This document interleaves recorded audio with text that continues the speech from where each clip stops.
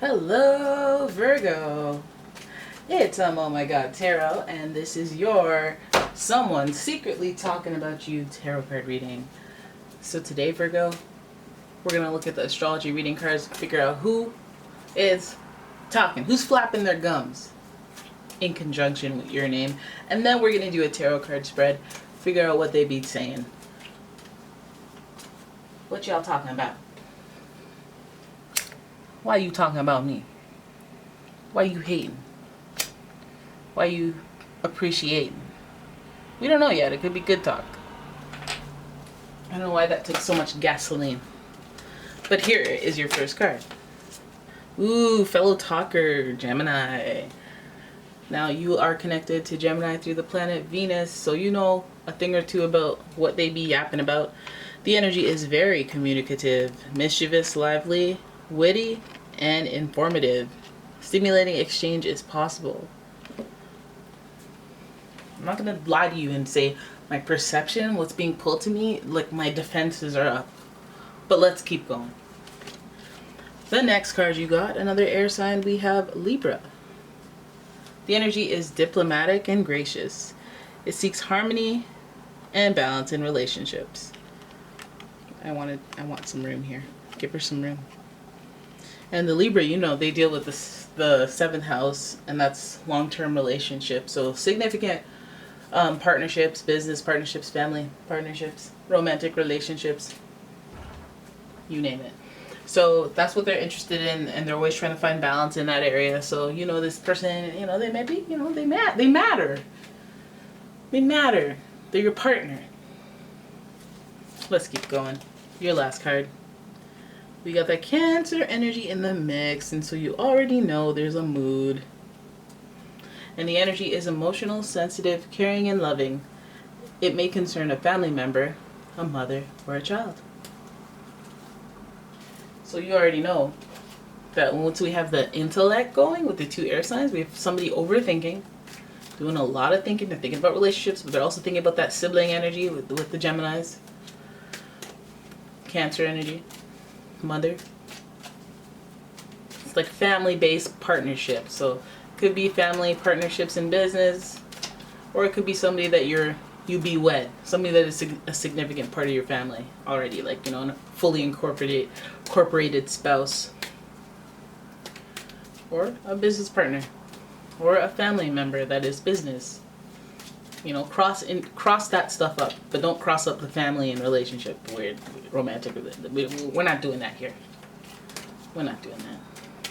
And it got weird as I bought time to shuffle the Golden Universal deck for your tarot spread, which begins now. Your first card. Oh, we have the Healing and Reconciliation card itself in reverse. The Temperance card. The Temperance card is often associated with Sagittarius, but let's not get too much into it. Let's keep going. Then we've got the Page of Swords. Damn. We got a lack of reconciliation. We got the opposite. Let's say what that could be later. Then we got Mr. Drama himself. We got the Page of Gossip. Page of Swords. Oh my goodness. The next card you have is from the Major Arcana, the Hanged Man. And the Hanged Man is associated with Neptune. Rules a lot of, you know, perceptionary stuff. Like, you could be standing in the same spot, you could be in the same spot, but things are a matter of perspective. It's from what angle you're looking at it, and what angle is conducive to results. Oh my goodness. Then we have the Wheel of Fortune, which, woo, talking about angles. This wheel turns things that were down, up, down, and kind of think of one of those merry-go-round things that like spins around, but if it goes too fast, it's like everything gets flung all over the place. And some people are like, yeah, that was awesome. And some people are like, ow, my neck. And then some people are like, oh my god, that was so fun, let's do it again. And other people are like, I had fun, but I'm not doing that again. And then other people are like, oh my god, call an ambulance. And that's that Wheel of Fortune energy, you know. And oh my goodness, what kind of reading is this? What kind of reading of life is this? This person is talking about you, but it seems like they got bigger business in mind. Bigger business. Alright, so I feel like, you know, this card starts off having me wonder, does this person are they coming back from reconciliation, or are they heading into a situation that needs reconciliation? Because we got gossip around it. And so maybe somebody's apologizing for doing too much or saying too much or spreading your business, talking from one family to the other. You know, my family, my brother says when we tell each other things, he calls us the media. I haven't let that information out to the media yet. Who? Mom. Why are you... Okay, you're right. You know? But I think that maybe this reconciliation comes as a result of changing the perception of things. I might have to grab... Oh, no, that's my Fitbit telling me to go to bed.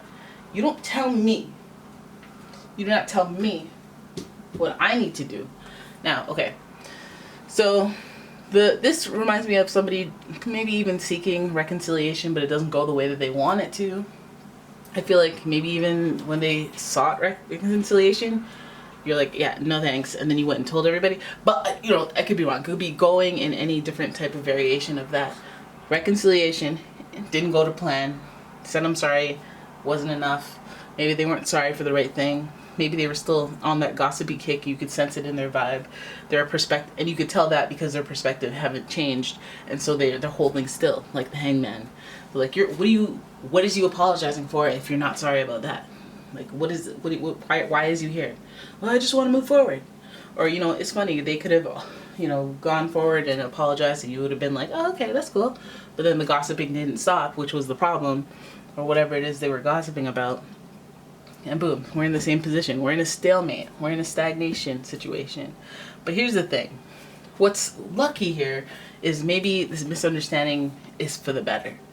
Maybe this misunderstanding, oh wait, we reconciled, we talked, oh wait, they weren't sorry, but then we started getting into business together and we doing stuff like that. And I guess we just we're forced to see things differently and move forward and change our perspective on things because boom, we have a luck factor. There's a growth and expansion element to this dynamic. And the Wheel of Fortune is associated directly with Jupiter, planet of growth and expansion, as you know.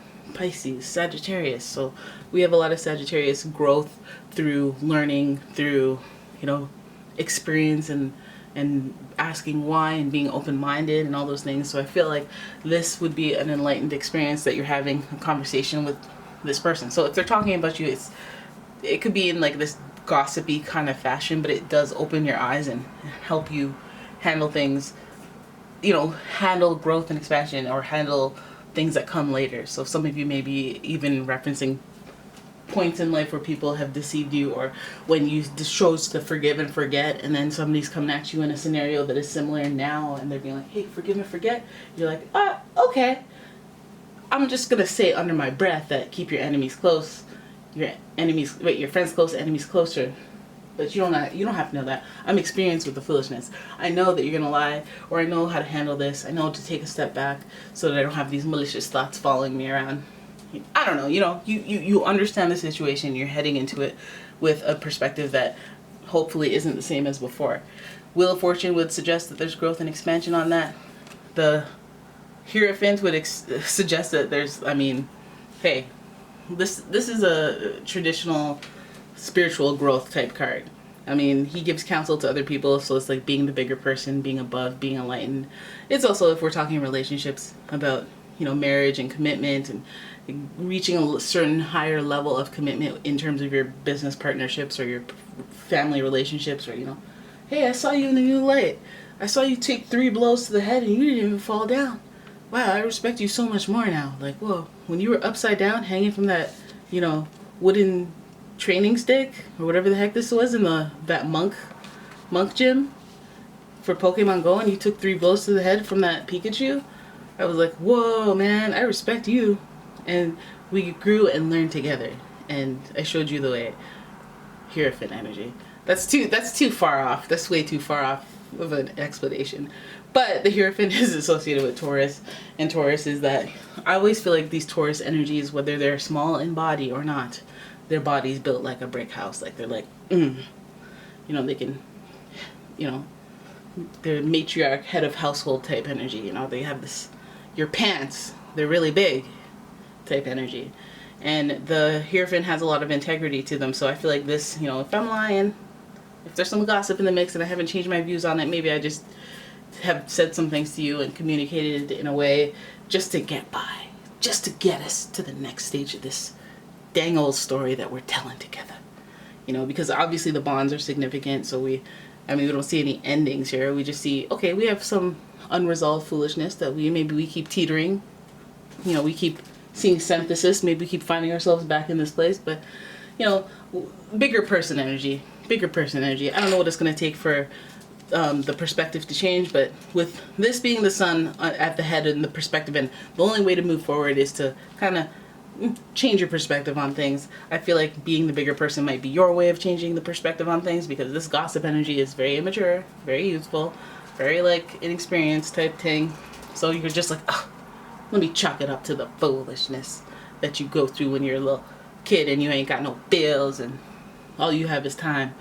Now, the Wheel of Fortune tells me that things are going to turn around, so it's so easy that, you know, the way that you see the situation to begin with, any conflicting situation where there's an apology in order, whether it's being resisted from happening, like, I need an apology from you, and this person's like, nah, I don't think I'm wrong, you know. I feel like the flash of lightning, change of perspective, if it's going to come from anywhere, it's going to come from the Wheel of Fortune, which is a sudden strike of luck, just like that Uranus energy. But nah, it's Jupiter energy. It's good stuff.